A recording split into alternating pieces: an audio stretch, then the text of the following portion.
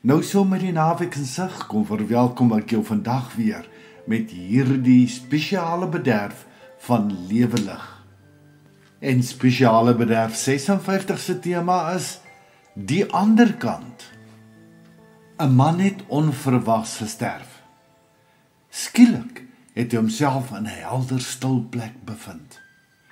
Vrede hang in die lug so sagte mis. Skielik sien hy 'n figuur naderkom. Dis God. In sy hand is 'n groot swaar tas. Hy hoor toe God wat sê: "Kom my kind, dis tyd om te gaan." Effens verbaas en benoud vra die man toe: "So gou? Maar ek het nog soveel planne. Ek wou nog reis, my kleinkinders leer visvang, daai boek skryf." God antwoord toe: "Ek weet, maar dit is ongelukkig tyd." Die man kyk na die tas in God se hand en sê: "Mag ek vra, wat is in die tas?" "Al jou besittings," het God geantwoord. "U bedoel, my geld, my kar, my klere, al daai goed?" God het sag geglimlag. "Nee, daardie dinge was alles aardse goed. Ek het dit net tydelik vir jou geleen. Dit bly net hier agter, waar mot en roes dit gaan verniel." "Dan moet dit seker my herinneringe wees," het die man gesê vra. "Ook nie. Ook dit behoort aan hierdie wêreld en die tyd wat vir jou geleen is. Dit is maar net jou onthou van dit wat binne hierdie tydelike lewe gebeur het. Goed en sleg." 'n Groot frons speel toe oor die man se voorkop. "My talente dan? My stem, my skryfwerk, my insig?" God: "Nee, jou gawes en talente was my geskenke aan jou om hierdie wêreld 'n beter plek te maak vir almal. Saam met die talente dan, natuurlik, ook dinge soos die ouerhuis, kultuur, land en ander omstandighede waarbinne jy groot geword het. Dit was alles genade geskenke wat ek vir jou geleen het. Is dit dalk my vriende en familie? Ek was tog lief vir hulle." "Ja, hulle het saam met jou die lewenspad gestap, maar hul bestaan en band met jou was deel van die reis, nie iets wat jy kon besit nie." Effens desperaat het die man gevra: "My huweliksmaat, my kinders, as daar iets is wat ek besit het, moet dit tog hulle wees. Ongelukkig was hulle ook myne, wat ek vir jou geleen het, om jou 'n klein stukkie te leer van wat liefde is. Hulle het in jou hart gebly, maar selfs jou hart moes leer om te laat los." "Wel, dan is dit seker my liggaam. Dis tog definitief myne, of hoe?" "Jou liggaam? Nee, dit was ook maar net geleer, om jou te leer hoe om met liefde om te sien na een van die waardevolste geskenke, jou gesondheid. Maar ook jou liggaam was tydelik, van stof tot stof. Al wat dan oorbly seker my siel. Jammer my kind, ook jou siel het nog altyd aan my behoort.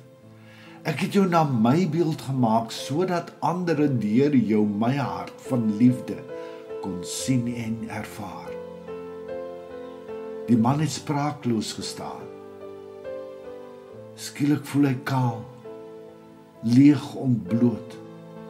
Alles wat hy gedink het syne was, en wat hom gemaak het wie hy gedink het hy is, was toe nooit syne nie. Dit was alles net geleen. Toe het God die tas uitgehou na hom. Met bewerige hande het hy dit geneem en oopgemaak. Dit was leeg, dol leeg, niks. Sy oë het vol trane geskiet en hy het op sy knieë neergeval voor God. So het ek dan nooit iets besit nie. God het sag maar ferm geantwoord, jy het dit reg, my kind, jy het niks besit nie. Amper onhoorbaar in 'n fluisterstem met die man toe gesê, maar wat was dan ooit iets wat regtig myne was? God het afgebuk, sy hand liefdevol teen die man se bors bo sy hart geplaas en gesê, ek het jou geseën met oomblikke.